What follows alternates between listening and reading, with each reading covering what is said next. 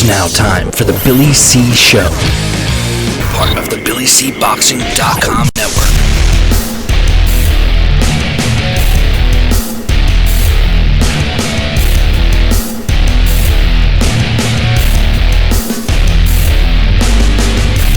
And we're coming to you live from the Billy C. Studios in Lake George, New York. I'm Bill Calogero, and it's time for the Talking Boxing with Billy C. Show. Good morning, good day, good evening, whenever you're watching, whenever you're listening. I hope you're doing okay. Today's show is the Mike Tyson versus Roy Jones Jr. post-fight show. Scheduled to join me in a little bit is my man Dax Khan and, of course, my man Alex Papali. I just want to say this, I love Mike Tyson. And like everyone else, I wanted to see the fight, and I bought it.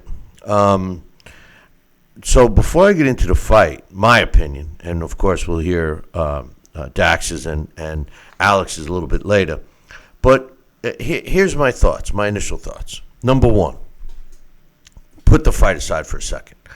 The production of the event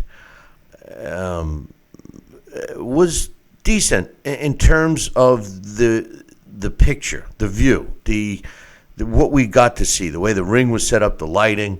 I kind of liked it. It had like a kind of a 3D effect to me. It just, no audience, no crowd. So, they have to do something to make it a viewing, a pleasurable viewing. So that's number one.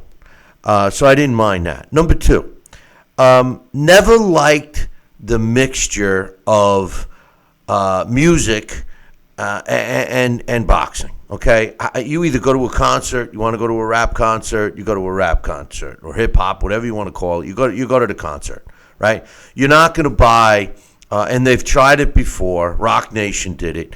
You're not going to buy a pay-per-view to watch the acts. I'm not. I don't know if you are, but I'm not. Although it could be somewhat entertaining, the truth of the matter is this. I tune into a fight. I want to see a fight. I want to see everything involved with the fight. If I'm going to see a little, back history of the fighters or their training regimen or something like that, fine. But do I want to see a hip-hop, rap, country, western, rock and roll, whatever, perform in between bouts? No, I don't. I'm sorry, I don't. Okay? Maybe it's just me showing my age. I don't know. But there's no mixture with that. That's number two. Number three, the broadcast team. Okay? Mario Ranallo, as anyone that's ever watched this show knows, I can't stand the guy. He's the worst announcer ever, in my opinion. He tries to make it about him, although he seemed a little controlled last night. I think it was, to tell you the truth, I think he was just in as much awe as most of us were about the whole situation of Mike Tyson fighting Roy Jones Jr. Sugar Ray Leonard is a Hall of Famer, one of the greatest fighters of all time. You could say what you want about Sugar Ray Leonard, but to me, he was one of the greatest. He never ducked anyone. He fought the toughest fights out there. He purposely made the toughest fights for himself. And, he's going to go down in history. He's already in history, but forever, as at least in my opinion. I hope the younger people don't forget or the accomplishments and the fights that he fought during his career.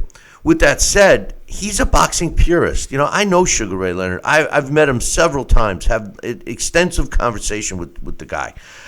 He loves the sport of boxing. He was also a great businessman. I couldn't help but notice his lack of commentary, his lack of unless they pried him. I think he was sick to his stomach at what he was watching. The other fights, the previous fights to Mike Tyson, Roy Jones, a couple were entertaining or whatever, but none of them were. You didn't buy this pay-per-view for any of those matchups. Even Badou Jack, should have made quick work of his opponent. And to have a YouTube guy, Jake Paul, being the co-main event on a pay-per-view. This is the second one, by the way. And then to have him referred to as the professional versus the pro debuting former basketball star, Nate Robinson, I didn't know what to expect. And then you sprinkle in Snoop Dogg. Now, I happen to like Snoop Dogg, all right? And at first, I was getting sick to my stomach with his commentary, his opinions and stuff. But it was comical, and I think it had its place. To be honest with you, I thought it had its place. So with all of that said, what do I score the production of that event, if you want to call it that, last night? I don't know, out of 10, maybe 5. I'll give him 5. I think that the music in between killed it for me. I think that there's no room for that in a pro boxing event. Now, granted, a lot of things have changed with COVID-19 and et cetera, et cetera. And ironically enough, they picked the referee Corona. I love that. Anyway, let's talk about the fight. Mike Tyson versus Roy Jones Jr. Mike Tyson was one of my favorite fighters of all time. In recent times, I say recent, even though he hadn't been in the ring for almost 20 years, he was an event. Mike Tyson was an event, just like it was last night. Mike Tyson, there hasn't been another fighter like Mike Tyson because he's got the ability to do exactly what he did last night. I don't know what the numbers are going to be, but I guarantee you they're going to be pretty high. And the reason is because Mike Tyson. Love him or hate him, you want to see him. And people tuned in to see him knock out Roy Jones Jr. It didn't happen. But what we did see, and, put all of the training video clips and all of that, put that aside. People kept emailing me clips. Oh, check it out. He looks great. He's a bruiser. Oh, 54. Oh, bop, bop, beep, bop, boo. And the truth of the matter is this. Yeah, for his age, I'm pushing 60, so for his age to be in that kind of shape, I give him credit. I give him credit for going 8 rounds, 2 minutes or not. Same with Roy Jones. But at the end of the day, he's 54 years old. Is he going to contend for a title? He made no mistake of saying that he's not going back for real. He does these events. He's going to continue doing these types of events, which he called charity. I don't know what is the charity part. I know he got a guaranteed $10 million for the fight. Roy Jones got $1 million. Does that mean he's going to donate half of his purse to charity? I don't know. If they got 1 million pay-per-views, that's $49 million. They charged 49, I guess 50 million, 49.95 or whatever they charged. 10 of that goes to Mike Tyson. So I don't know the ins and outs of that whole thing, but the fight itself, Mike Tyson looked good for a 54-year-old. I'll tell you something right now. Mike Tyson displayed something to me immediately in that fight that we have not seen since Mike Tyson. No, it wasn't the aggression. It wasn't the beautiful body work he was doing. Now, I say beautiful because I'm putting it in perspective with the fighter that he was fighting against, another 50-plus-year-old fighter.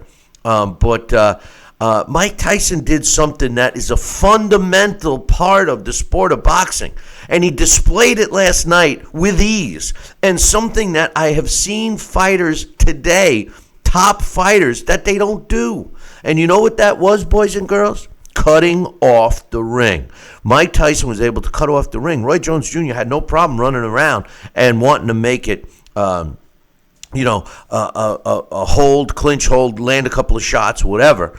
But Mike Tyson made it difficult for Roy to do that because he knows how to cut off the ring. He cut off the ring and he inflicted power. We heard Roy Jones after the fight say, listen, this guy punches hard, whether he's landing on your arms, your midsection, your face, whatever, they hurt, The scorecards, come on, Vinny Paz, I can't believe, who is it, Christy Martin, Christy Martin has lost her mind. Christy Martin is a shim sham. I can't believe that she was even brought in. Okay, maybe because she was a woman. I don't know. Is she a woman? I don't even know what she is anymore. But the truth of the matter is this. Christy Martin is a clown. And I don't know what she knows, if she knows how to score a fight or whatever. And Chad Dawson, I don't know how, maybe he was the last one on the list. I don't know how he managed to get in there. But Chad Dawson, Christy Martin, and Vinny Paz, my man Pazienza, we didn't see what the scorecards looked like. But they scored it a draw. I mean, was that already set up? Because there's no way the fight was a draw. I mean, let's give credit where credit's due. Mike Tyson won the fight. Okay, is it a real win? Maybe because it was an exhibition. Nobody's ever going to get a win. Maybe they're all going to be draws. I don't know. But, I mean, really, the truth of the matter is come on, man. Let's give the man credit. Mike Tyson won that fight. He was the aggressor. He landed the more powerful blows. Did they not score any of the bodywork? Vinny Pazienza, I'm shocked that he would even score a fight close enough that would end up a draw. I can't even see Christy Martin not scoring the fight for Mike Tyson. Chad Dawson, maybe he scores it for Roy. I don't know. But Christy Martin, even with half her faculties, and Vinny Paz, how that fight ended up to be a draw is beyond me. I think the reason they did that was strictly because they didn't want to have a winner or a loser, maybe. I don't know. Give everybody a trophy mentality. I don't know. Do I want to see Tyson again? Yeah, I do. I would like to see him again. And I'd like to see him fight the same kind of fighters that he fought last night in Roy Jones. Somebody comparable to him in age. Roy Jones, interesting fact, Roy Jones only fought 3 or 4 years ago. So, I mean, I would have thought that he was in the better shape. But it appeared that Mike Tyson was. And I got news for you. Mike Tyson looked pretty good. For a 54-year-old. He did look like he was landing some powerful shots. Could he handle a top 10 fighter today? No. I doubt very much that he could. But I enjoyed it for what it was. I don't know if it was worth $50, to be honest with you. The whole sport of boxing has turned me off. Just some other fights. I mean, one of the biggest fights that kind of flew under the radar was a heavyweight fight over in England. Joe Joyce beats Daniel Dubois, which kind of surprised me. I thought Daniel Dubois would stop Joe Joyce, but nay. Joe Joyce did what he needed to do, breaking him down and then knocking him out. So there was no question about who won the fight. So a lot of credit to Joe Joyce. But again, this just shows you how fighters of today are brought up, and they don't get a chance to hone their skills correctly because all they're doing is being coddled until they get to a big fight. I give both these fighters, Dubois and Joe Joyce, a lot of credit for fighting each other. That is not the case here in the United States. You got to go to England. You got to go across the pond to see real fights like this, where you have two guys on the way up. I mean, both of these guys were rated in the top 15 of all the major sanctioning bodies. Daniel Dubois actually ranked at number 7 in the WBC and number 2 in the WBO.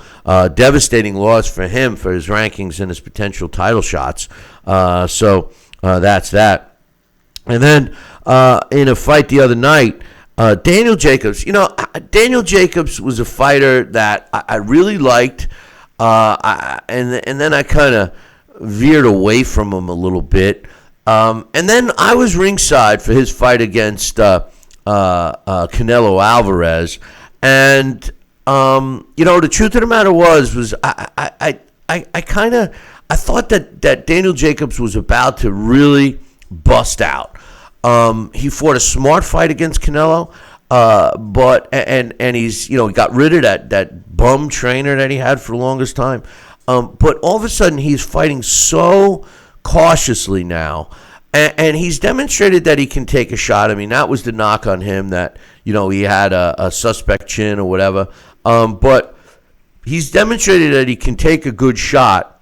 But he's just not fighting exciting, and he's made it clear that he doesn't care about that. He just cares about winning. Now, he fought a guy that I love, Gabe Rosado. Love fighting. I love watching Gabe Rosado fight. This is a guy that actually moved up a couple of weight classes. I mean, his best fights were at junior middleweight. He's fought at middleweight, and this fight was at super middleweight.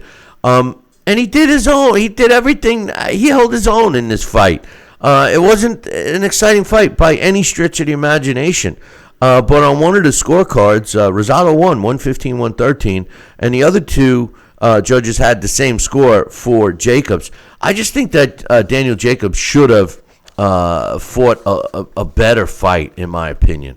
I thought it should have been an exciting fight. No disrespect to Gabe Rosado, but he's got way better skills than Gabe Rosado, and he should have put them on display, to be honest with you.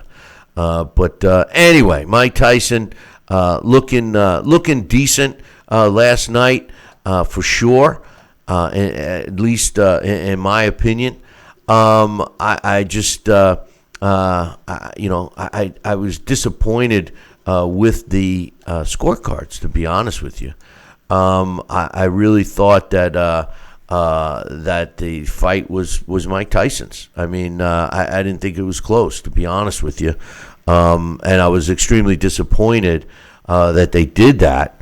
So the truth of the matter is I'm just wondering if they did that because everyone gets a trophy or whatever. But I just want to point out, I'm going to have Dax Khan come on here in a second, but having Dax Khan join us right now is being brought to us by the Southern Gourmet Spice Company. Now, you guys know I talk about Kenny Bear's barbecue rub, which I'm kind of, I'd be lying if I said I'm not addicted to it, but I am. You should get yourself a bottle of that, but even better than that, he's got two new ones out. His all-purpose salt and my new favorite, the Black and Cajun Spice. Check it out, www.southerngourmetspice.com. Make sure you tell him Billy C sent you. Joining us right now with his thoughts on Mike Tyson, Roy Jones Jr. pay-per-view, Dax Khan. Good morning, Dax. Good morning, Billy C. How are you? I'm doing okay, my man. How you doing? I can't complain. Nobody listens when you do, right? This is true, but but sometimes I'll complain, but not all the time. But anyway, so the best ways to complain is in private, so you can actually get commentary from yourself, because nobody wants to listen, So and that brings up a whole new set of issues. Then you got to sit later on and wonder why you're talking to yourself, and it's just it's better than just say nothing. You know what I find doing it in the car works, bro, because nobody can criticize you. You can have an argument back and forth, and either way you win. It's safe. But anyway, Mike Tyson, Roy Jones Jr. last night. What's your thoughts? Well, put it this way: first, no matter how sales went for this event, it was great for boxing. I don't know what a lot of people thought. I listened to your comments before. With 2020 being hard as it's been for everyone and everything, and boxing being no different, this created excitement. Even if it was just for talking speculation for fans leading up to the event, there's these continuous myth matchups that fans talk about. We've done them on the show. Tyson versus Jones has been one of those that we have done, or many fans have done. Tyson at 55 hasn't stepped in the ring in 15 years. Roy Jones at 51, his last fight was in 2018. Neither one have faced a top caliber opponent in before their last fight in quite some time, and that's no insult to Kevin McBride or Scott Sigmund. It's just, Mike Tyson and Roy Jones, that when we think of them, we always think of them in their prime as these, sensational superstars, and we forget how old they are. And, there was no reason to think that they should have went, 3 minute 10 3-minute rounds with 8-ounce gloves, and there was going to be some sort of highlight reel performance that one of them was going to use to maybe get themselves into a fight with a big name. I think the $49.99 price was great for my opinion. No, the card in its entirety was not pay-per-view worthy, but it was fun for fans. You even had future UFC Hall of Famer Daniel Cormier on Twitter. He's tweeting out, "This is 2020. I'm about to watch Mike Tyson and Roy Jones box. This is crazy." Mike's going to get close to $10 million. He's going to donate most to charity. Roy Jones is going to get $3 million. He's going to do the same. There's a lot of fans to speculate who would have won when in their primes. This allowed fans to speculate what would have happened if maybe Roy Jones had stepped up earlier and faced Mike Tyson instead of John Ruiz. So a lot of good things came about this, and with boxing not getting the attention that it needed in 2020, and 2021 is very unsure. We don't know, what's to come in 2021. How is boxing going to return? Are we going to get back to some sort of normality? When you go and you ask people in 1 year, 2 years, 3 years, or 5 years, what is the one thing you remember most about boxing in 2020? And I guarantee the three answers are going to be Tyson Fury demolishing Deontay Wilder just before the COVID-19 pandemic hit the United States, Teofimo Lopez upsetting Vasyl Lomachenko, and the Mike Tyson-Roy Jones Jr. exhibition. And that's great. It's funny you say that, but if you ask a majority of people, I bet you Mike Tyson, Roy Jones is the first one they say. Because you gotta ask specific boxing fans. Even I hate to say this, but you bring up a really good point about a great fight in Teofimo Lopez versus Lomachenko. Unless you're a diehard boxing fan, you don't even know who those guys are, and that's sad. But that's what boxing has become. And a couple of things I said earlier. First of all, I'm glad you corrected me. For somewhere I read that Jones was only getting $1 million and Tyson was guaranteed 10. So if you're, I'm sure you're sure that he made the $3 million, which is good. That makes me feel a little better for Roy. But first and foremost, I said earlier, and I don't know when you tuned in. I actually started a little earlier than I thought, but the truth of the matter is the one thing I noticed about Mike Tyson in this fight that I haven't seen, Dax, and I know you and I have talked about this off air over the years, but it was so obvious to me. Mike Tyson cuts off the ring. I see these champion fighters, or at least fighters that have championship belts around their waist, that don't even know how to do that. What's your thoughts on the fact that it just came so naturally to Mike? And I guess you got to credit Customato for that way back when. Well, I guess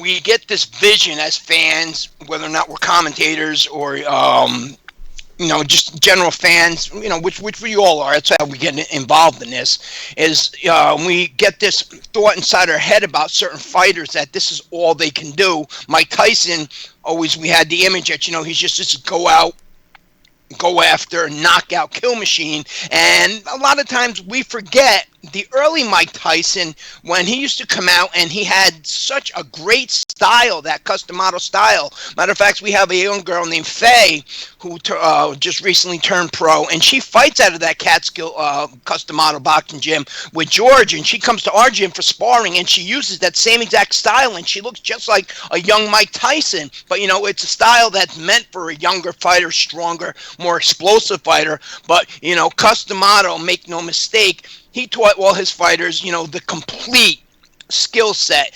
So again, just like with Roy Jones, when we think of Roy Jones, everybody thinks of the super middleweight version of Roy Jones that had such incredible reflexes that, were mesmerizing. And then when we seen him, 10 years later, that Roy didn't have those reflexes, all of a sudden people are disappointed. They're saying, oh, he was exposed. He was, wasn't as good as everybody thought he was. Hey, something? Father Time is undefeated for a reason. But on the other hand, with Roy Jones, and take Bernard Hopkins, for example, and I always say this, that, to reiterate on how great Roy Jones' natural ability was, Bernard Hopkins had so many different aspects to his game. Even though Roy beat him in their first meeting, Bernard was successful at a higher level for so long because Bernard was a smarter boxer. Well, but Roy Jones was just a smart boxer. There's no question about that. I just think Bernard Hopkins was more.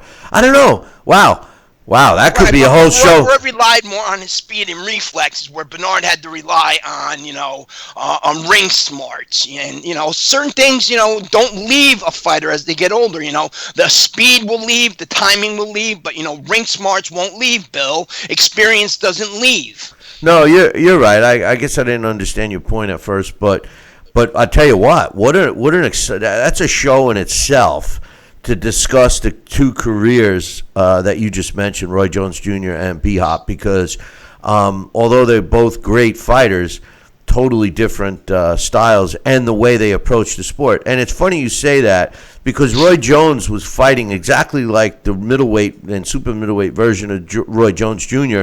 last night against Mike Tyson. And, he still had some speed. He still was trying to fight smart in terms of not letting Mike get to him. But again, Mike Tyson's ability to cut off the ring, get inside, work the body. I thought he won the fight pretty easily. What's your thoughts on the draw aspect? I was okay with it. I liked what Roy Jones had said in his post-fight interview when they were like, are you happy with the draw? And, first Mike said, are you happy with the draw? Mike said, I'm happy that the fans were happy. We're hopefully happy. And Roy said, no, I'm not happy with that because I don't do draws. But on, the other hand, we really didn't want to see, I don't know, what did really anybody expect? I didn't want to see, a one-sided blowout. I didn't really want to see either one of these guys get knocked out. I didn't want to see anybody get hurt, me personally.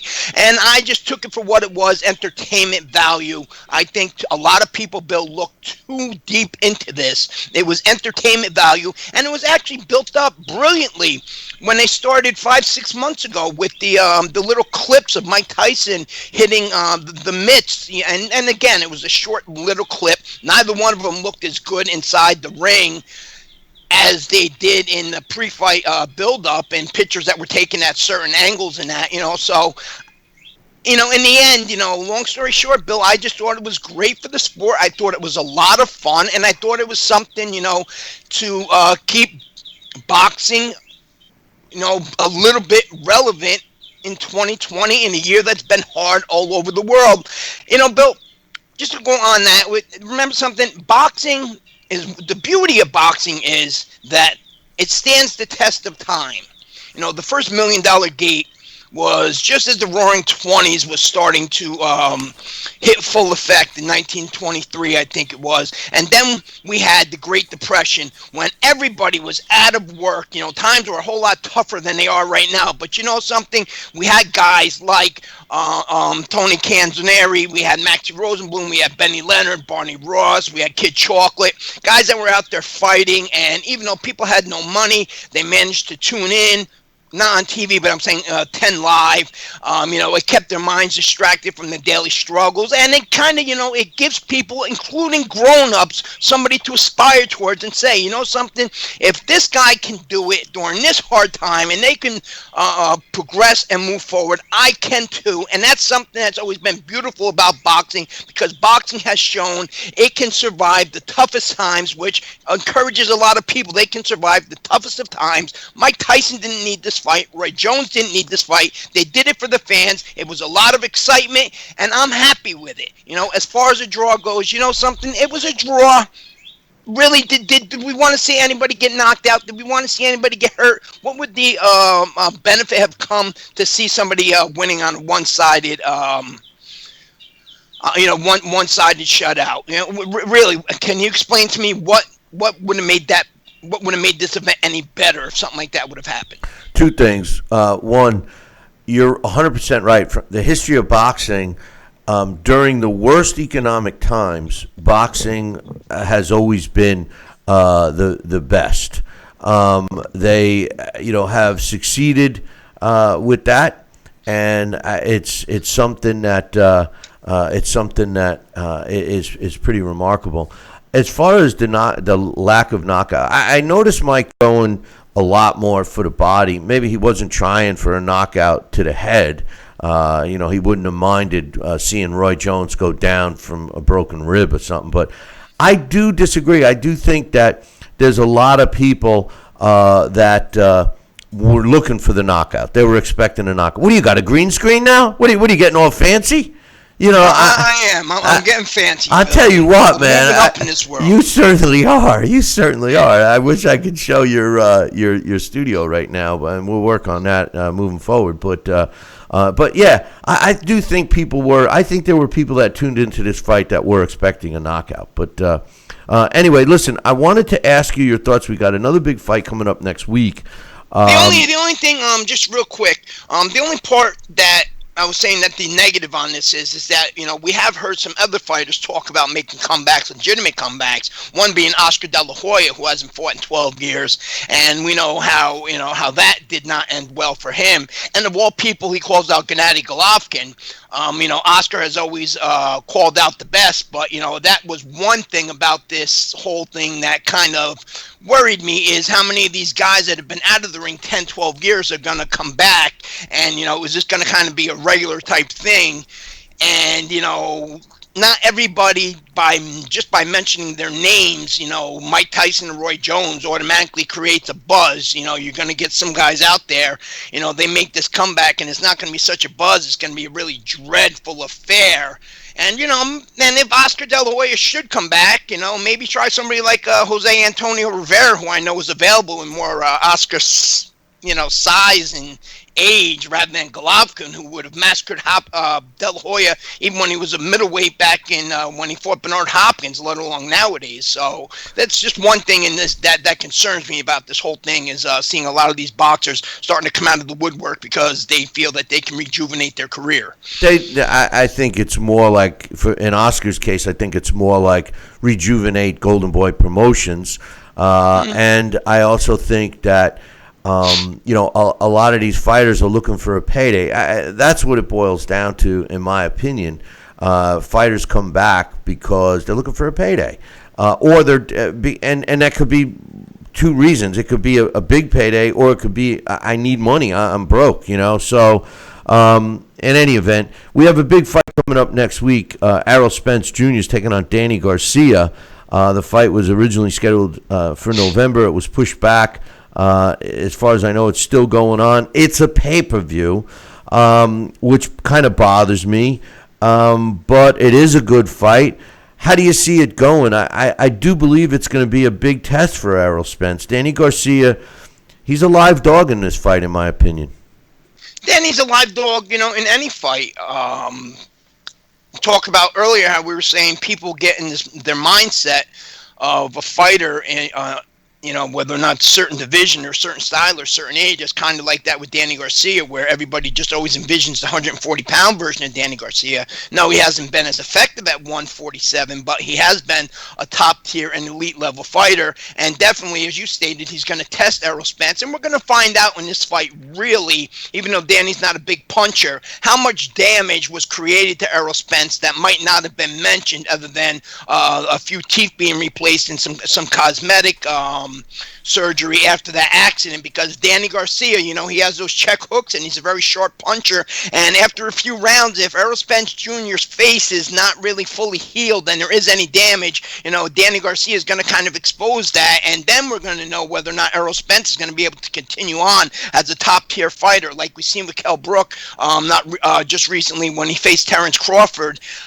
Once your face is compromised like that, and you have some sort of surgery, you don't have to really get hit into that that spot exactly where you had that surgery, even just around that, and it creates a lot of damage, and that can cause an early retirement, only for the safety of it. So it's going to be interesting in a lot of ways. And then after that, hopefully we'll get either the Errol Spence and Sean Porter rematch, or especially the Errol Spence Terence Crawford rematch. So I'm excited for that fight for a lot of ways. And I have a question for you. You mentioned just real quick. You mentioned earlier the Joe Joe Joyce and Daniel Dubois fight, which I thought was, a great fight, and I was a bit disappointed. A lot more fans were not on social media for this and excited because it was a legitimate fight that, in the future, as I stated on our account, one of these guys could possibly end up being the boss of that division because, at least Dubois because he's only 23. But there was so much criticism on Dubois for taking a knee, and, that eye was pretty damaged. And as I was discussing with, some other fans, the way he took that knee, I'm wondering maybe if Daniel Dubois, because of that accumulated damage, had some sort of, something serious happened to his eye socket. Well, I haven't heard any reports on that, but it goes back to what I said earlier about the fight. Daniel Dubois has got the power and everything else, but he really didn't get the experience that he should have. Now, it's not like Joe Joyce got tons and tons of experience, but Joe Joyce at least fought at a higher amateur level. I just think that fighters today, they try to keep them so protected so that they, get a big fight with an undefeated record for the maximum money that they're not giving these young fighters a chance to fully develop. You're not going to get better if you're not tested. It's fact. And we see it too often today. You see fighters that are all of a sudden a champion, and then we're expected to, watch them get better as a champion. Like, develop, not get better. But, Andre Berto started with that. You heard Oscar De La Hoya talking about Ryan Garcia, going to be the best fighter they ever signed in the history. Ryan Garcia, nothing against him, but, this is a typical type of fighter who really was protected early. Now he's thrown into the upper level of fighters, and we're going to see how this guy progresses. But jumping back to the Garcia-Spence fight for a second, the one knock on Danny Garcia of his last couple of fights, and I say knock because he seemed to have been being knocked in his own corner by his pops, is his lack of aggression.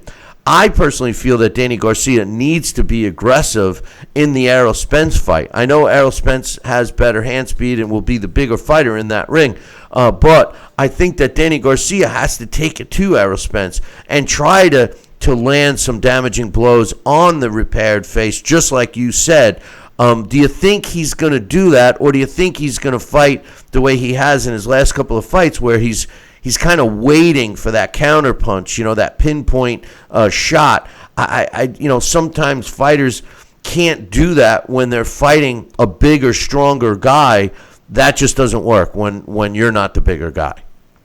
I think Danny can do either, and I think it might be wise to start out fast like that. On the other hand, it might be wise to see how Errol Spence kind of reacts that first round, because Errol Spence, maybe he's just going to come out there like a cyclone, to avoid any possible injury or damage to that area or exposure to what type of injuries there were. Errol Spence, while he's an elite top level fighter, fighting him, Danny Garcia would be able to do both, rather than, when you're saying how is he happy to counterpunch, when his fight with Sean Porter, that's a lot different, because Sean Porter's just nonstop aggression and right on you, and Sean Porter's so strong physically. I've had this discussion quite a few times where, Sean Porter's the only guy that we've ever seen actually push Errol Spence to the ropes, put Errol Spence on the defensive, because Sean Porter, maybe not accurate, but he never stops in his constant aggression. So, Danny Garcia is a little bit more mobile. He's a little bit more accurate. He's a little bit more versatile. So I think Danny's going to do whatever he needs to do at the time. And I think that it's a solid, it's a world-class, it's an elite matchup. It's a perfect test for Errol Spence, in terms of, how will he fare against, Terence Crawford, who is another 140-pound fighter who moved up to 147. So, I'm excited to see it. Terence Crawford, Errol Spence Jr. would be a great fight to see. I hope we get to see it. I've said all along that I think Terence Crawford, his loyalty to Top Rank is hurting him. I think Top Rank has failed him in a sense, because they haven't obtained the biggest fights for him. Therefore, he's not making as much money as he could. And I think that Terence Crawford is that guy, and his window is closing. And the people that criticize, Dax, you deal with it on social media.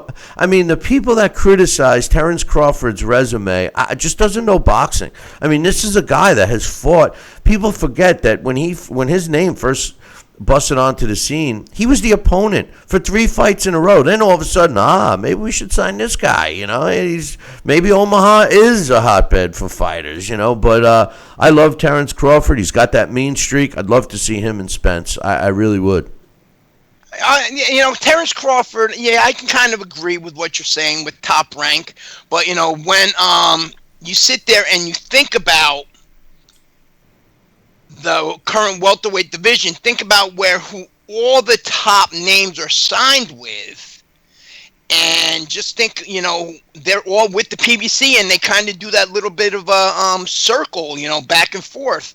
And as far Terence Crawford, people not knowing or people not realizing, exactly how good his resume is. Maybe if they did a little bit of research, I think somewhere Terence Crawford, his resume is somewhere. He's now he's a 3-division world champion. He's beaten at least one future Hall of Famer, and as you stated, he started out as the B-side. I think I'm trying to think. I think out of his last 8 fights, their combined resume something like 262, 18, and 3 with 162 knockouts. I think none ever came in off a loss. I think 2 were unified champions. I think 2 were multi-time world champions. I think 5 were undefeated. There was like 14 combined defenses to the resume of all the champions that he's ever faced. So where this criticism is coming from about his resume, that just tells me that people aren't doing the research that they should. BoxRec may not be the most accurate and may not have every fact, but when it comes to terms of those type of things, that's the place you want to go, and then you can actually see exactly how good a fighter is. And if you don't know who a fighter is, that's what you do when you go and you look at YouTube. People love YouTube. Do a little bit of research and you can find out, just because they're not fighting in your country, whether or not that means the United States or the UK or so on, that doesn't mean that the fighter isn't good. No, 100% agree. Dax, I appreciate your time and your thoughts, and we'll be looking forward to you next week. We will be doing a post Danny Garcia, Errol Spence Jr. show. Hey, who's the co-main event on that card? That I'm not sure of, to be honest with you. Well, hopefully it's going to be an exciting card because, these pay-per-views, PBC, you mentioned PBC. I'm not a fan of them at all.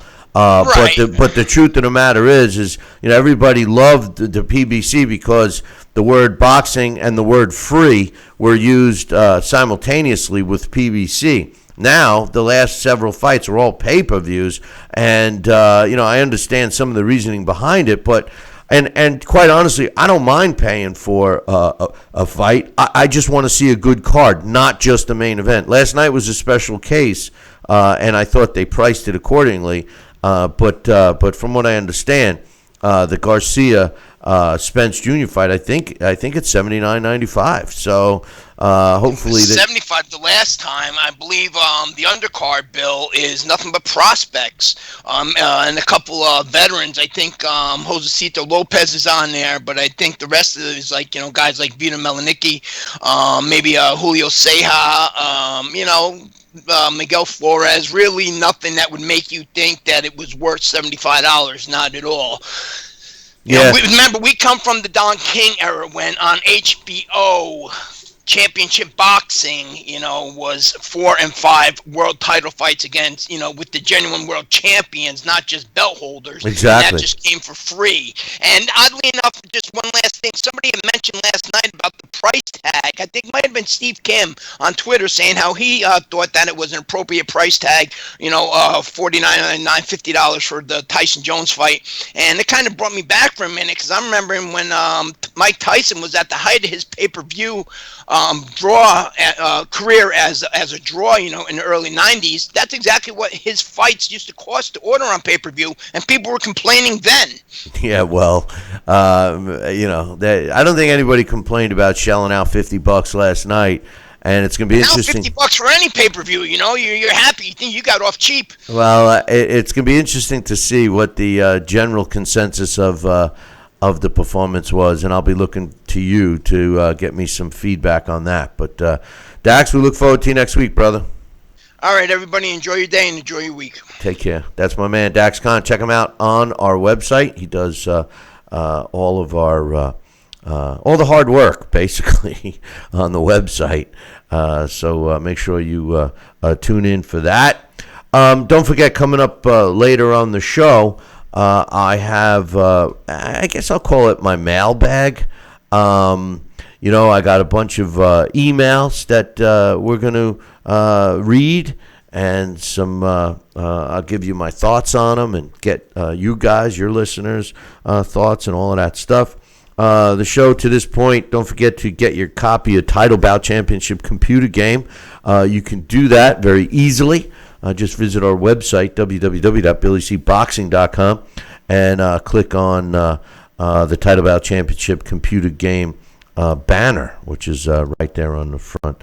But coming up now is my man Alex Papali, and Alex Papali's segment is being brought to us by my book. That's right. Get a copy, man. It's been out for a few years, and it's still out. And it's probably going to be out until I'm out, if you know what I mean. If you're looking to get a signed copy, just drop me an email, billy@talkinboxing, TALKINBOXING.com, or just go to Amazon and get yourself a copy there. Oh, it's available in Kindle, too, if you like reading like that. I like holding a book in my hand, I guess it's with my reading glasses and my pipe, I know I don't smoke the pipe, but, well, maybe. Joining me right now is my man Alex Papali. What's up, Alex? Good morning, Billy C. Great to be with you. Happy Thanksgiving weekend. Yeah, happy Thanksgiving to you too, man. This year it's kind of crazy. The holidays, you look for them for support, and they kind of come and go quickly. We'll see. Hopefully Christmas season now is upon us, and we can get rocking and rolling and get back to some kind of normalcy, which I don't see happening for quite some time. But that's just my negative opinion. Thanksgiving was weird. It was just me and my ma. I felt like young Stribling, but we were both masked. Stribling. Well, no, I was masked. And we Zoomed with the rest of the family in Chicago and North Carolina and Massachusetts for at least an hour. So it was, it was weird, but it was fun. You're really taking this losing weight to an extreme. You put a mask on for Thanksgiving? I mean, that's kind of tough. That's kind of tough, brother. What'd you do? Cut a little hole in the middle of it, or what? Only let myself eat things that can pass through the mask. Okay. That's great. That's great. That's great. Hey, I don't know if you noticed, but last night in the Tyson Jones pay-per-view, LL Cool J mentioned he found out he's related to Tom Molyneux. I thought that was pretty interesting. I hadn't heard that. I was going to look more into that. I wanted to tell you about that. See if you had caught that. I didn't catch it. I did not, and I find it hard to believe, and I'll tell you why. Tom Molyneux didn't have any known kids or anything like that. And it would be hard to be related to him. Right. Unless he was related to another member of Molyneux's family. He did have brothers and stuff, so maybe it would be interesting to see that family tree. Right. But anyway, speaking of which, I think the highlight of the night, to be honest with you, Alex, came when you know how much I can't stand Ronaldo, right? And and you know how much I love Sugar Ray Leonard, and I was surprised at how quiet he was. I think he was just nauseous that he was even there, but he figures, being a businessman, he figures a paycheck's a paycheck. But I absolutely loved when Ronaldo turns to him and says, "Hey, Sugar Ray, you thinking about making a comeback at 64?" And Sugar Ray said, which I can't believe, and I can't wait to see him again because I'm going to congratulate him. Sugar Ray says, only if I get to fight you, and I was like, oh my God, I love that. I would love to see Sugar Ray Leonard kick the shit out of Mario Ronaldo. But anyway. It could have been because Morrow interrupted him every single time Sugar Ray. He would ask Sugar Ray a question. Sugar Ray would start answering, and then he'd cut to Snoop Dogg. Okay, thanks a lot, Hall of Famer. Yeah. Let's get Snoop Dogg. That's how stupid Ronaldo. I can't believe he's become the guy, and he's just terrible. And unfortunately, that's what's happened to our sport. It's become WWE. Speaking of which, Mike Tyson against Roy Jones Jr. Mike Tyson, 54 years old.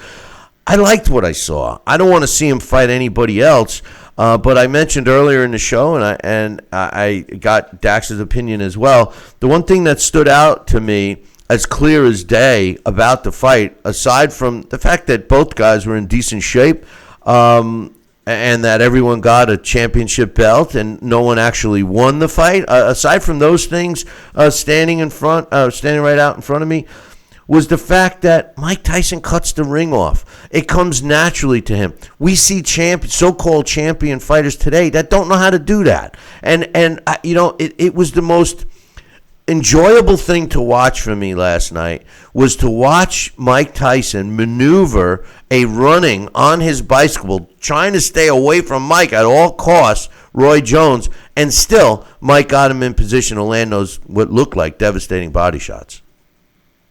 Yeah, it was a lot of fun seeing that. I mean, I enjoyed it thoroughly for what it was. I mean, I think that the undercard fights were good. Even the that Jake Paul, Nate Robinson thing, that was okay. Because I was glad it was over quickly. Yeah. They kept referring to Jake Paul as, well, he's the pro in the ring. He's a pro. What are you talking about? He's a YouTube guy. He's the second fight. He never fought amateur nothing. I mean, come on. Right. I mean, that was the hardest thing to swallow was all the hyperbole. And I tell you that, that is what Morrow is good at. He's good at the sizzle. And there was a lot of mostly sizzle last night. Now, credit to CES because Jermaine Ortiz and Irvin Gonzalez put on tremendous shows. Those fights were really fun. And then the Badu Jack fight was fun too. I thought Mike Tyson versus Roy Jones, I really enjoyed it. It's hard to say, I think if either one of them was going a little lighter, I thought Roy was going a little lighter because there was actually one moment in the 7th round where I don't know if it was out of just to sort of keep Mike away, but he literally throws about 4 punches at nothing. So, I thought that of the two, Mike was the one who went harder. And I think that's what we expected. And I think in a way you kind of saw, I think Roy was nice to him because, like we've talked about this in other circumstances, when it was for real, when a fighter agrees to fight you and you're getting a great big paycheck, it's a lot harder to, hit him as hard as you can on the nose. And I think that even though these guys are hyper competitive guys, I think the body shots were where they were really digging in, and that was really fun. Like you said, it was so much fun to watch Mike Tyson's style again. I think one of the problems with his style, to be really critical, is that in a way he almost smothers his own punches sometimes. That's what creates the clinches because he charges in so aggressively. He runs out of room. Once he throws a combination, he's right there in your chest. The opponent has no choice but to clinch. But it was a lot of fun, and it was. I think Mike he must have taken this so seriously because of the two of them, he definitely seemed to have more wind. And the thing for me that was great is that the echoes of Kevin McBride were absolutely exercised because this Mike Tyson was in there and he had fun.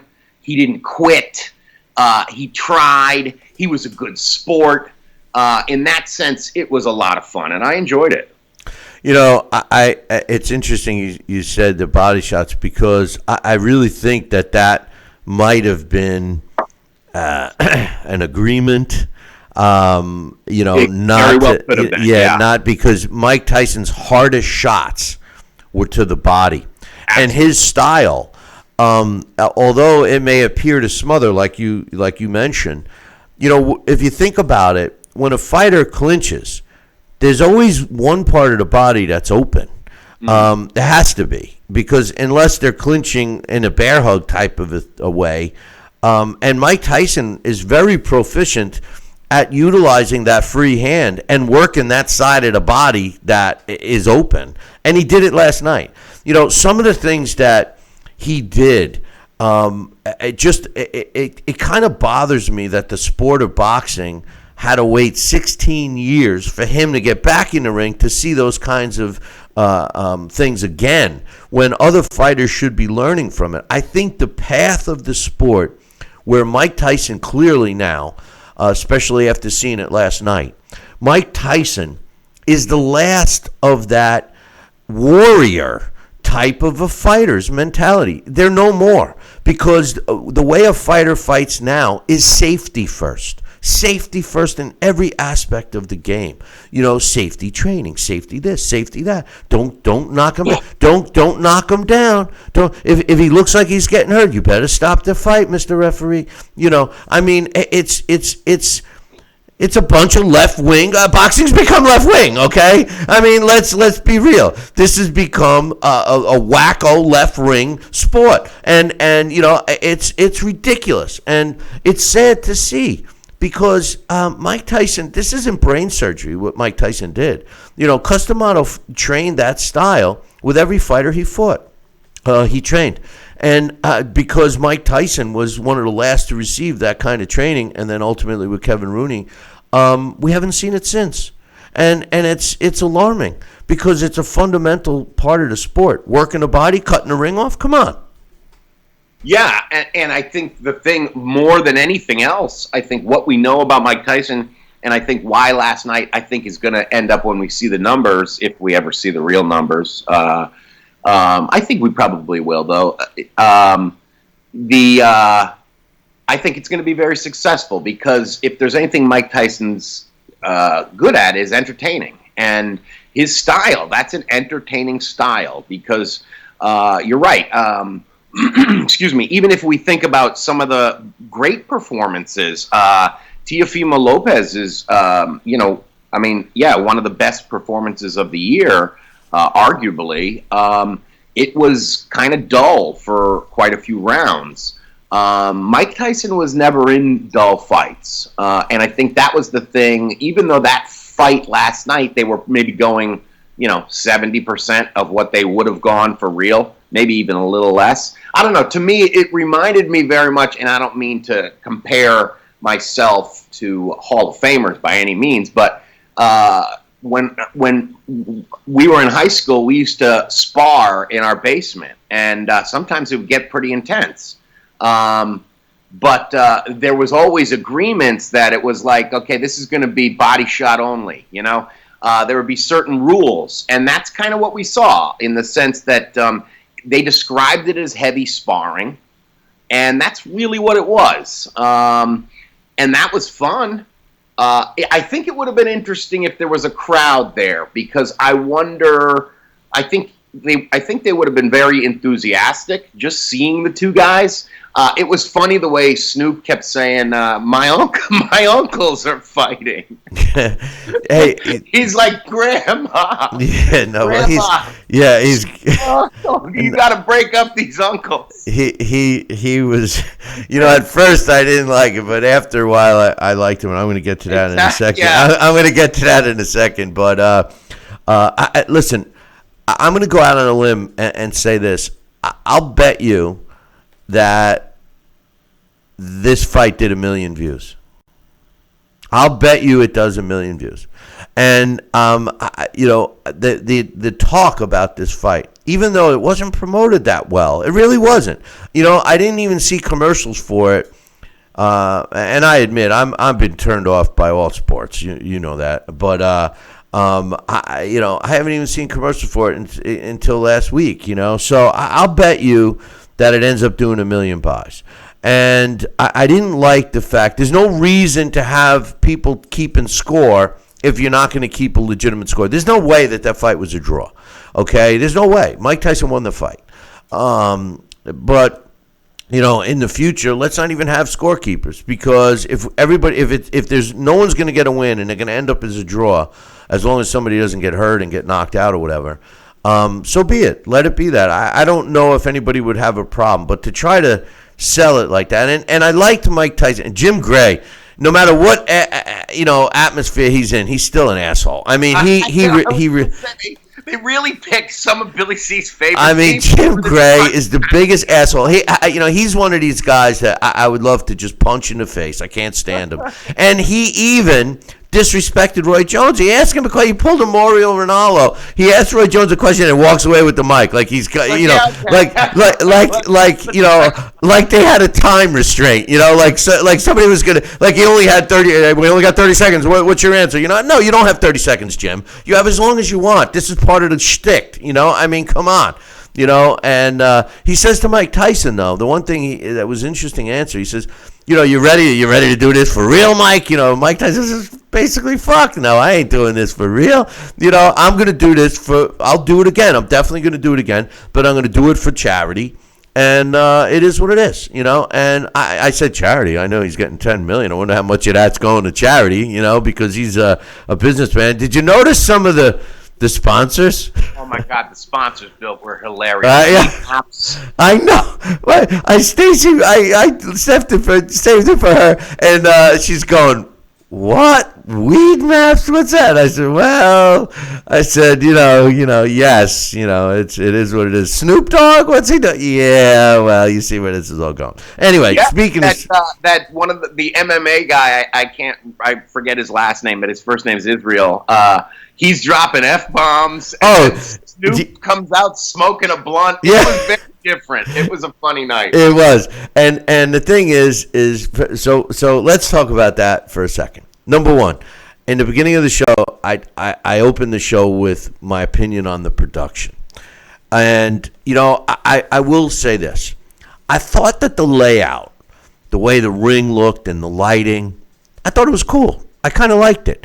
It gave a 3D effect, and I know that they're trying to make it, viewership friendly to the people watching at home, and I thought they accomplished it. It was thought out. They had the white apron and the way the lighting was. And they were all social distanced. They had the whole arena, so they had plenty of room, and the way they had the announcers sitting, a mile away from each other was kind of hysterical.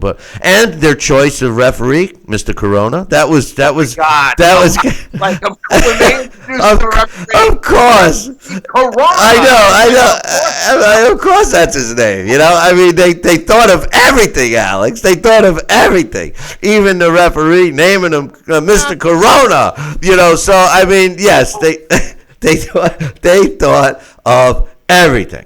But with that said, I thought, and like I said, Snoop, when he first started, I was like, oh, come on, but he's funny. I've always liked Snoop, I always have. And he grew on me. I thought he kind of stole the show in a sense.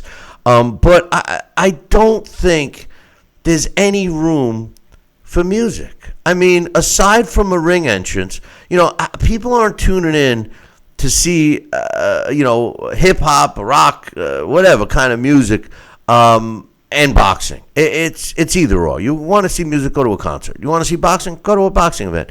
What's your thoughts on the mix? They keep trying to make it work. Rock Nation tried it. It just, in my opinion, it doesn't work. I don't think people are tuning in for that. Maybe it's a little icing on the cake. I don't know. What's your thoughts? Am I too old to understand this? Because I don't think it works. Well, I think that might be a factor, is that, I turned 50 this year, Billy C., and now I get up early. I have a hard time staying up past 11. 11? What are you talking? I get up at 11. I can't stay up. I can't stay up past 7. What are you talking about? 11. When I get up, I hear the birds get up. It's very weird. I wake the roosters up, okay? I have to wake them up. If it wasn't for me, roosters wouldn't crow, okay? Because, come on. And I tell you, when these when people suddenly discover an 80s song or a Fleetwood Mac song and they become popular again, I'm like, oh, okay. Yeah, people are catching up to my speed. That's my speed. Oh, God, that's funny. I think that some of it is, I think, this generation might not. I think they might like that, and I think they might be willing to do that. To pay for that kind of thing.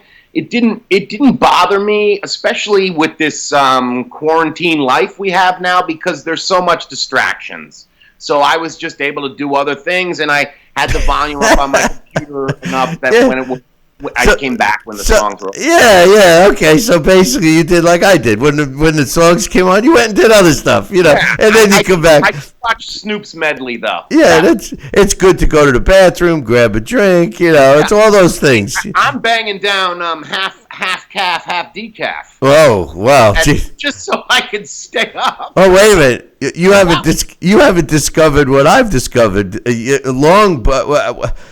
Stay up. I stayed up to start recording it. Then I woke up. I woke up at 4 like I always do, and I watched it then. So it's fresh. Watching with like a few deer out the window. Exactly. But in any event, it's. I do think that if they do start this sort of Legends thing, I think it would be a hell of a lot more fun if they did it. If they traveled around and did it in arenas with people in them.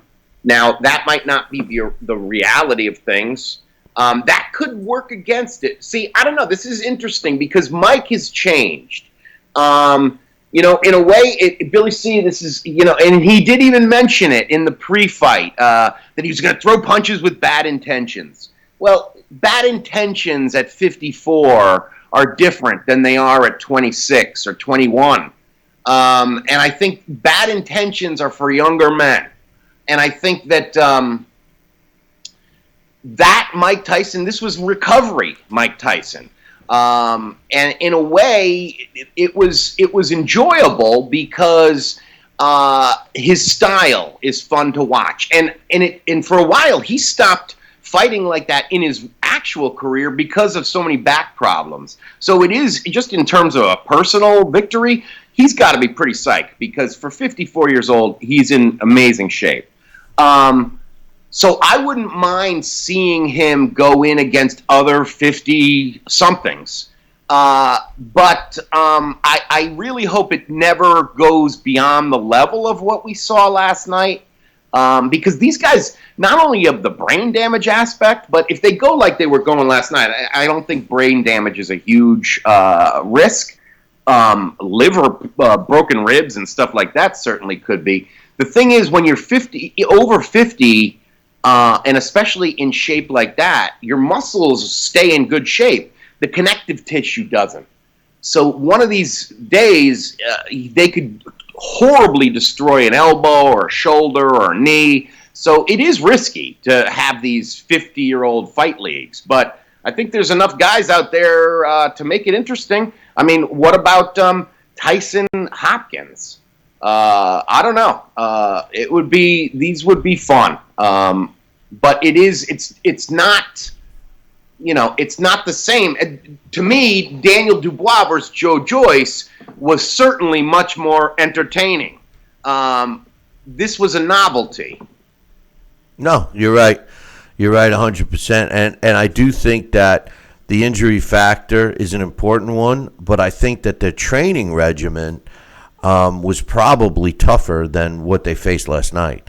At least for Mike. I don't know how Roy trained. I mean, he looked like he was going to go into cardiac arrest after the third round. Yeah. But you could hear him. I know. Well, you could hear him because of the refs. Mr. Corona's Mike was picking them up, breathing hard and stuff, you know. And and one of the other things that I thought was just they all laughed too at it, and it gave you a little moment of how what we saw was not for real. Because remember, great boxers, and we saw they were two greats that we saw last night, are great liars. And at one point, when Roy sat on the stool after round one of his trainers said, "You see everything," and he's like, "Yeah, somewhat." And it was great because it was honest. Yeah, and what about at one point they're going at one point his corner's going, "No one moves like you, no one moves like you," and he's sitting there and he's barely moving, you know, and it's like, yeah, no one's moving like him right now except for Molasses, but you know, and Mike's corner was like swearing at him. It was and that was the thing that was kind of fun too, because at one point yesterday, one of my friends asked me, "Who's training Mike now?" And I said, "It doesn't matter." I said, "I'm not sure it really matters. This is an exhibition." He's like, "What do you mean it doesn't matter?" And I was like, "It's not for real in the same way." Yeah, but there were people that's why it's going to do so well, you know. But hey, one last thing I wanted to tell you. You know, I had this thought, you know, and you know, it's like I go through all of this.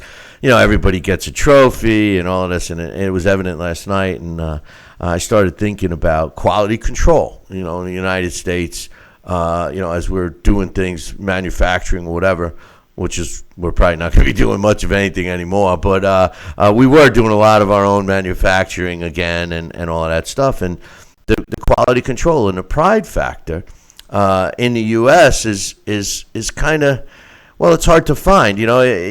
For an example, you know, the auto industry. If you go to the auto industry and you say to a guy that was working on the line, "Hey, Joe, you know, hey, that last interior you did, the quality just wasn't there. We have to redo it." Joe's response would be, "Yeah, well, you know, I really didn't feel up to it that day. You know, it doesn't matter. It looked better than it did the other day. I mean, you know," and it's like, no. In Japan, if they went to the same guy and was like, "Mr. Yoto, you know, your quality wasn't good on that interior on that Honda you did the other day," you know, Mr. Yoto would be like, you know, and kill himself with the samurai, because he would disgrace his family because the quality wasn't up. And I'm saying to myself, you know, that's the problem. We don't take this pride in stuff anymore. I'm not suggesting somebody kill themselves, but I'm using it as an example. You know, like they take so much pride, they don't want to disgrace the family name, let alone their own job. People in the U.S., I really don't give a shit. You know, tomorrow's a new day. What? I can finish this in 5 more minutes? It's time to leave. I'll start it tomorrow. You know, and it's like, you know, it transcends to everything. Sports, bargaining. You know, it's sad because, you know, we're losing it, man. We're losing it. And, you know, last night was a breath of fresh air in a sense, because it gave us all a chance to go back in time a little bit and to get to see arguably the most captivating athlete in our generation. You know, Mike Tyson. You know, I know you started following the sport because of Mike Tyson. Mike Tyson, I remember my first business, you know, discovering Mike Tyson when his first centerfold, I think it was in KO magazine or something, came out. I put it on the wall in my office. I mean, this is a guy you're going to watch, you know, and he was just so exciting. He's the only guy that you would fork over $100 to watch and not be pissed off if it, you know, you missed it because you were taking a leak and the fight only lasted 30 seconds, you know. I mean, you know, it just doesn't happen anymore. Everyone's so critical, you know, between the negativity of body shaming each other. You know, you see this gorgeous woman on the internet, and then next thing you know, people are shaming her. Well, I think that photo's been photoshopped. You know, I think she does have a piece of cellulite somewhere. You know, it's like, give me a break. You know, where did everybody become so critical from their couch? You know what I mean? It's sad, and I hope that this fight does more positive than negative for the sport of boxing, because we need something, man. Yeah, hopefully it will popularize things, and I do. I mean, I think it did bring people together just to some degree. It's the first time I can remember agreeing with something Donald Trump Jr. tweeted because he wanted to watch it too. So that's bringing people together right there. As long as it wasn't fake news, I'm cool with that. I think that's the thing about it is that. I don't know. In terms of the scorecards, I did score it 4 rounds for Tyson, 2 for Roy, and 2 even. And I do think that the thing about the judges is that I think Vinny Paz gave every single round to Roy. And isn't that not surprising? That is surprising. What do you mean? He did? He's probably having flashbacks. I think it would have been a lot more, and because it doesn't matter, I think having celebrity judges didn't really make sense unless you get a comment from them. I thought, why not, if you had them on Zoom, get Christy Martin to comment after 1 round, get Chad Dawson to comment after another round, and get Vinny Paz to comment. How did Chad Dawson even get on that panel? Well, I think because they probably were all CES fighters. Because CES was basically the promoter of record, I believe. Yeah, they were. Although there was nothing that said CES on anything. No ring post. I got to figure that must have been the agreement or something. Well, it must have been. It must have been.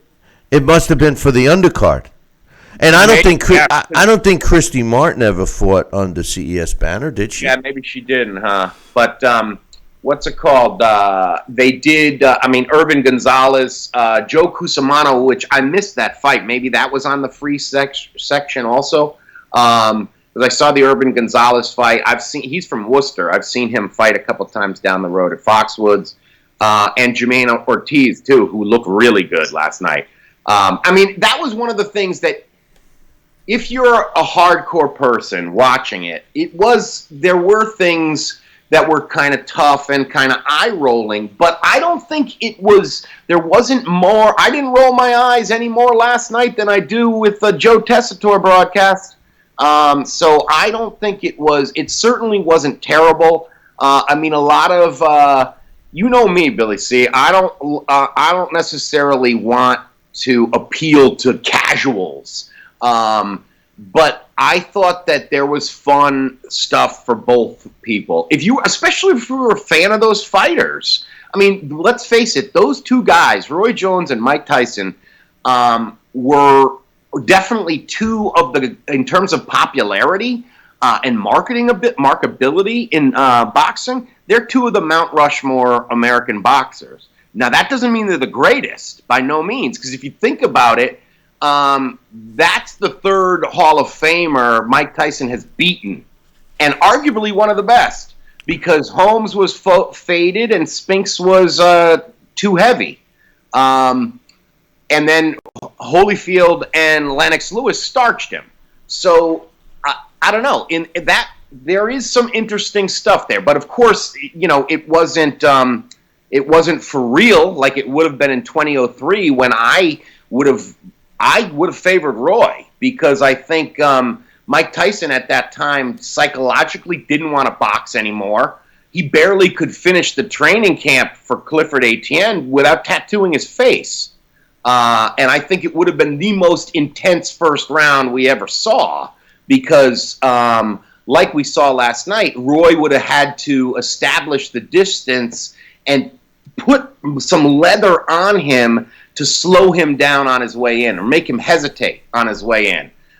We kind of saw a microcosm of that last night, and I enjoyed it because, I don't know, I've always imagined the 2 of them, what would it be like? And even though they had, uncle bodies, like Snoop said, we did get a little version of it. And that was fun. And just for the record, I did have to run this in the title bout sim. I thought you might be curious. And as you were saying earlier, title bout, and I even said it for 2-minute rounds, eight 2-minute rounds, Tyson mops the floor with him. When they fight once, Tyson wins by UD, 7-0. And when they fight, 7 7 rounds to 1 on 2 cards and 8-0 on another. And then when they have a rematch, again, Mike Tyson, when they fight 100 times, Tyson wins 85 bouts. Roy wins 10. They draw 5 times, but Mike only stops him 13 times. Interesting. 2 comments before I let you go, because I'm not letting you off without commenting on these. First of all, Spinks, it wasn't that he was too heavy. He was scared to death. I will never in my life forget the look on Michael Spinks' face walking out to that ring.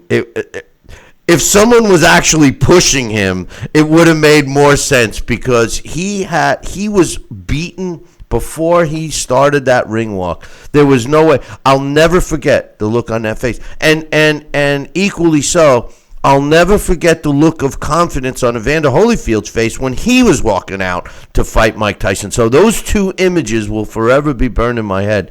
And as far as, come on, dude.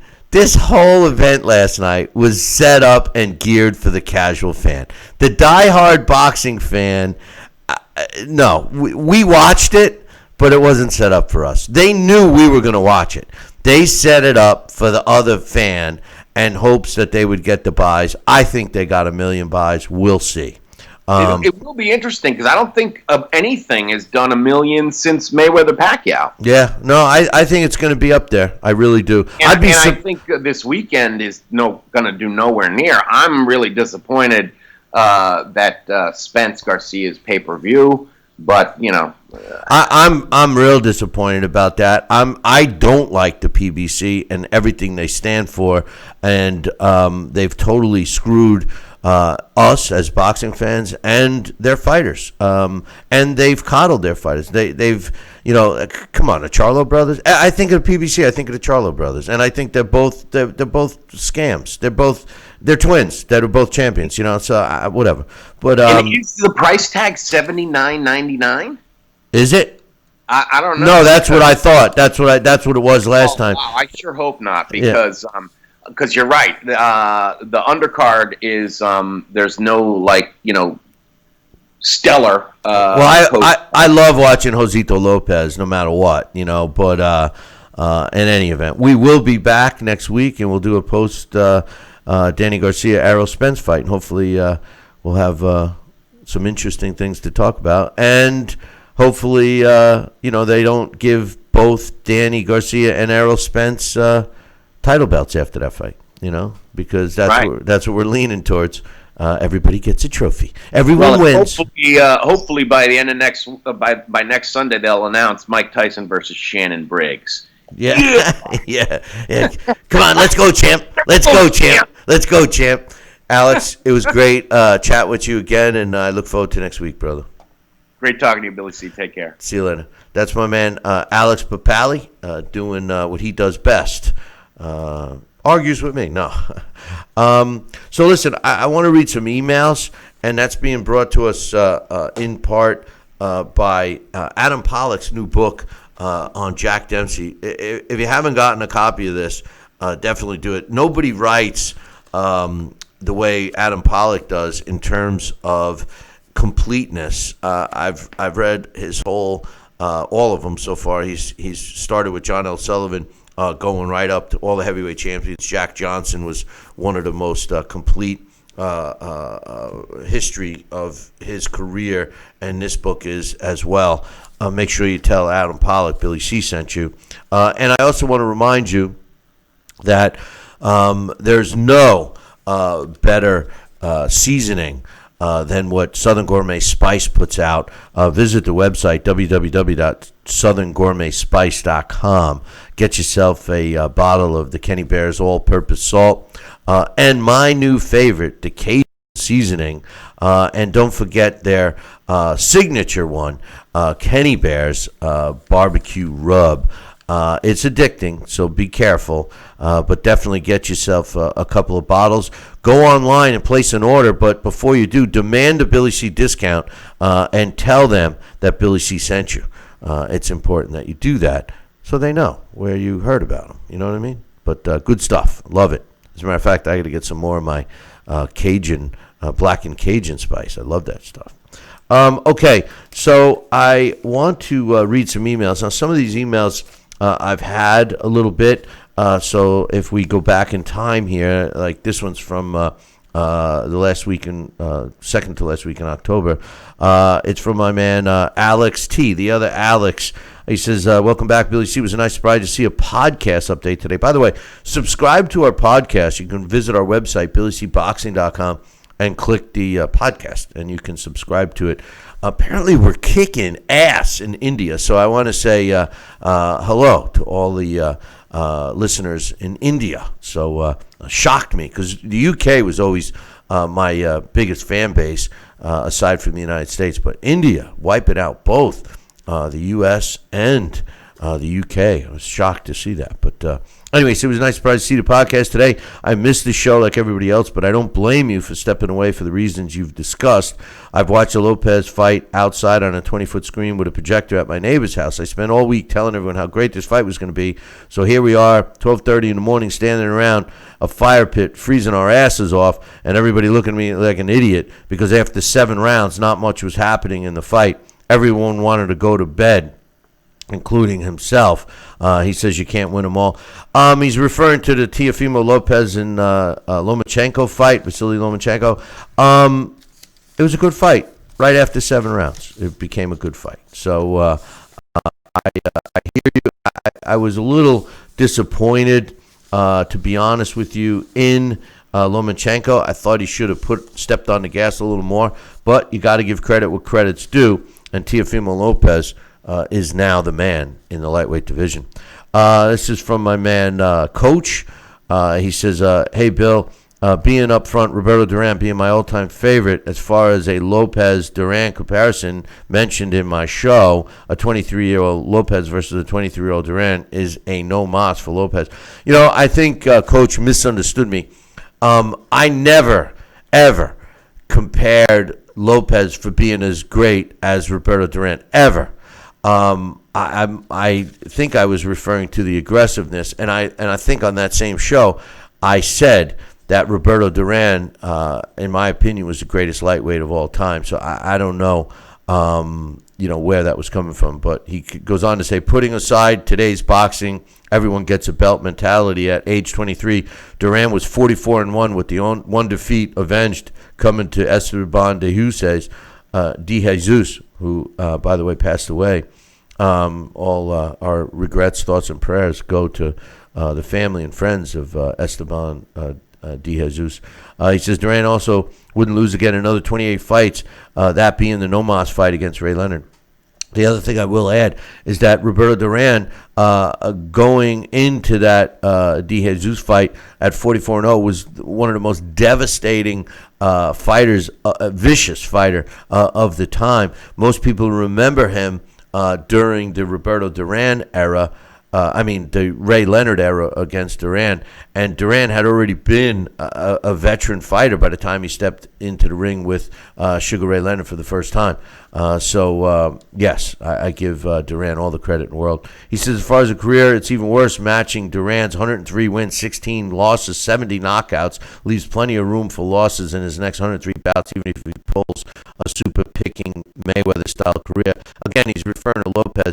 I think he totally misunderstood whatever we were talking about, because I can't argue with anything Coach is saying here. He says if there's no Lomachenko rematch with Lopez, he has a way to go, even to be in the same breath as Duran. Even though he's already being handed the path of least resistance, he'll get tested time out as he gets the winner of Selby and Kambosos, which I see Kambosos stopping Selby, is being pushed as his first mandatory. Got to ask Lopez now with 4 belts, why isn't it a push for a fight with Haney or Davis, who both have a strap?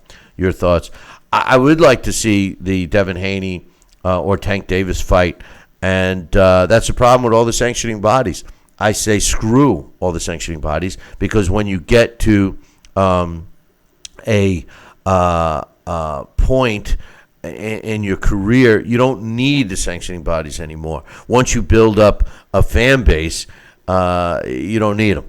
But Coach, you totally took me wrong and out of text with I wasn't comparing them. I mentioned the name, but in any event. This one's from Mike. He says, you've said it all along that last night it couldn't be any more clear. This is the middle of November. He says, spineless, gutless piece of shit Bob Bennett was at it again last night. How that was ruled a headbutt was so ridiculous. We knew after 30 minutes digging for something that they were going to screw the Maloney kid. Can't agree with Mike anymore. That was a travesty. And, it just shows you the mentality and what the reasons I'm so turned off by the sport of boxing. Guys like that spineless, gutless piece of shit, Bob Bennett, who's in charge of the boxing in Las Vegas. In Las Vegas, no doubt. It's a travesty that they robbed that kid. I agree with you 100%, Mike. This one's from Steve. He says, I wanted to get your view on Joshua Franco versus Andrew Maloney. Title fight. He says, I thought the decision was outrageous. Couldn't see any clash of heads that might have caused any. Listen, he says, good luck. I'm glad to see you back. He said the only damage I saw was on Lopez's face. The worst part about this fight, I think he meant on Franco's face, not Lopez, but which was pretty swollen. Look, the bottom line is, if you're going to use instant replay, which I support, watch it. I mean, this spineless, gutless piece of shit, Bob Bennett, is obviously on the take. This is a corrupt individual that should not be in the sport of boxing. Because if he's watching the same film that we watched as replay after replay after replay after replay and still says that he couldn't see any indication that it wasn't a headbutt, the guy's either blind or he's the most crooked official in the sport of boxing. Bob Bennett, you're a piece of shit. And you should be out of the sport. He shouldn't even be allowed in an arena to watch a boxing match, let alone be changing or in control of the results. Another one from Paul. He says, "Hey Billy C, what's your take on the new 224-pound weight division?" I have no opinion. I didn't think there should have been a super heavyweight division at all. The original eight divisions: flyweight, bantamweight, featherweight, lightweight, welterweight, middleweight, light heavyweight, and heavyweight was what I always liked.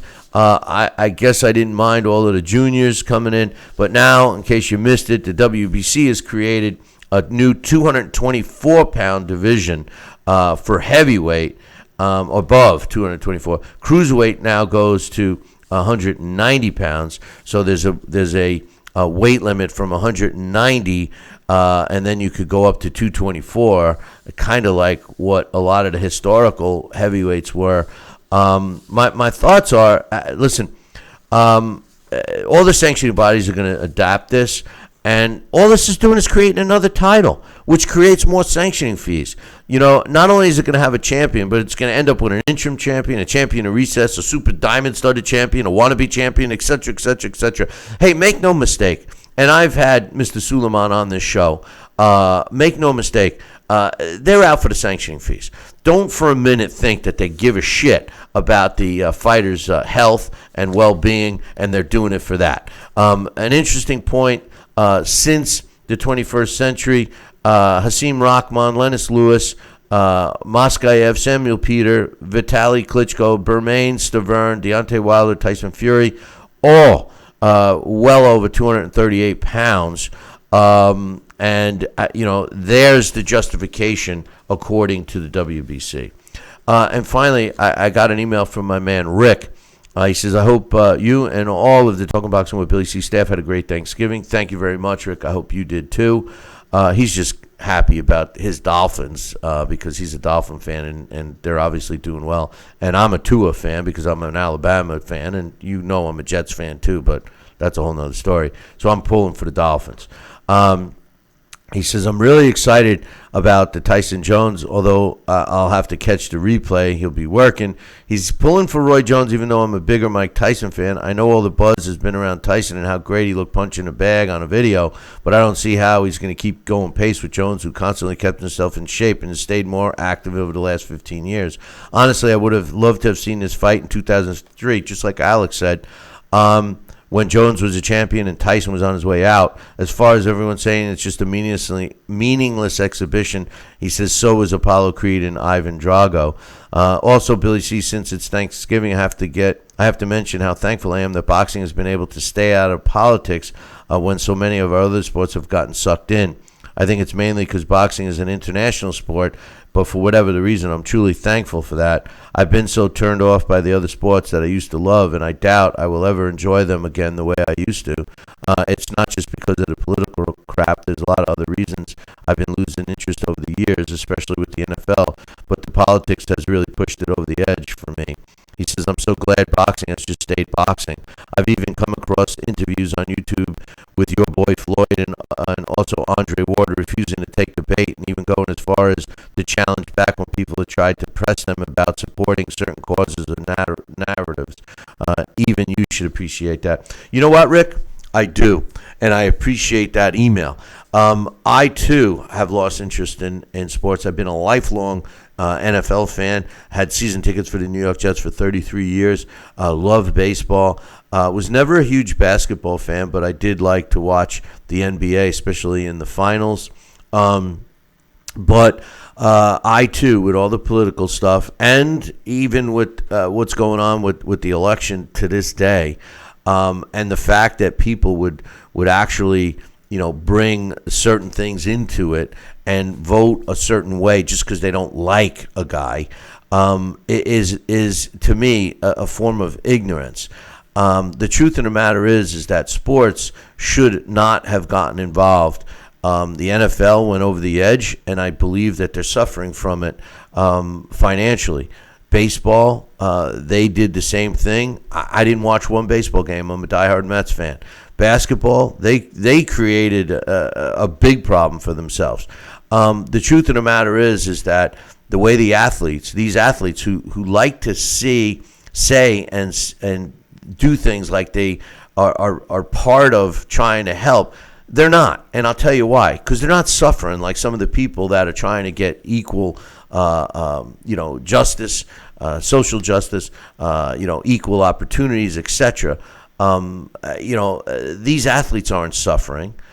These athletes are, they're getting on their private jet and going home. They like to do it for PR. Now, I'm not suggesting that some of them have come from low-income families or low-income neighborhoods or whatever, and have pulled themselves out. But what have they done to help? We talk about Mike Tyson, Don King. Everybody talks shit about Don King.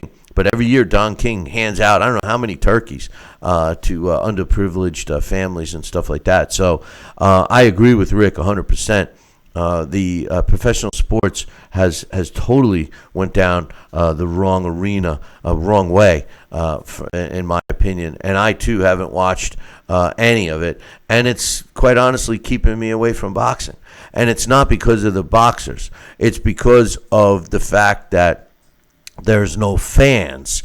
I believe that boxing needs fans. It's the only sport that you need a fan to jack you up. Yes, football is like that too, and baseball. Fans make the sports. Without the fans, you don't have the sports. Without the live fans, you don't have the sports. There's an energy. If you've never been to a live event, you don't understand what I'm saying. But if you have, you certainly do. Great emails. Keep them coming. Feel free to drop me an email. I'll read it on this show. Just email me, Billy@TalkinBoxing, TalkinBoxing.com. We will be doing a post-fight Danny Garcia and Errol Spence Jr. There's some decent fights coming up. Anthony Joshua against Kubrat Pulev, scheduled for December 12th. December 19th, the return of Canelo Alvarez fighting Callum Smith. It's an interesting fight. I'm into it. Also, Joseph Parker is fighting Junior Fay on December 12th. And Nonito Donaire is back for a vacant WBC title when he takes on Emmanuel Rodriguez. And January 30th, Alexander Povetkin against Dillian White, the rematch. Some all big fights coming up. One we may not see is Deontay Wilder against Tyson Fury. I personally think Deontay Wilder has been displaying some mental issues. They are going to arbitration, and we'll see what happens. But the latest accusation by Deontay Wilder a couple weeks ago was that he has accused Tyson Fury of having his gloves doctored, and he also felt that Mark Breland, and referee Kenny Bayless were corrupt and helped Tyson Fury win the fight. I just want to say this. Kenny Bayless, I'm not going to have a comment on him. I can't stand him sometimes and the way he referees, but I've never thought of him as being corrupt. And I'm going to say one thing about Mark Breland. Mark Breland is probably one of the best trainers that you don't hear about. Mark Breland is a guy that was looking out for his fighter. If Deontay Wilder, and I don't know how many millions of excuses he's had to date, it was the costume, it was this, it was that, it was the tainted water that Breland gave him, it was loaded gloves by Tyson. I mean, come on.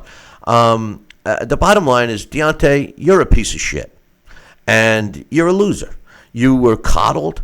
You never fought anybody tough, and when you did, you got beat up. Not once, but twice. Let's be real. Tyson Fury beat him twice. The draw was a scam. It was corruption. It was the same kind of stuff that we hate in this sport. That's how it got to a draw. Nobody in their right mind thought that Deontay Wilder even pulled out a draw in that first fight against Tyson Fury. The second fight, Tyson Fury kicked the shit out of him from one end of the ring to the other. There's no need for a third fight because the same thing is going to happen. And Deontay Wilder is just a punk. He can't accept that he lost. If he was a man, he would accept that he lost. He would fight a couple of fights and then get his shot. Nobody would argue. But to make all these excuses, no. I've always said that Deontay Wilder was a one-trick pony. And that one trick is extremely a powerful one. It's his right hand. But the rest of his skill set, nada. He has nothing. Anyway, glad you could join us. And I look forward to seeing you guys next time. Tune in to our show when we do the Danny Garcia, Errol Spence Jr. post-fight show. Subscribe to our podcast. Buy a copy of my book. Get a copy of Adam Pollock's Jack Dempsey book. And for God's sake, go visit gourmetspice.com and order a couple of bottles of Kenny Bears and make sure you tell him that Billy C sent you. Hey, it was great being here. Make sure you tune in next time. Same bat time, same bat channel. Until then, ciao, baby.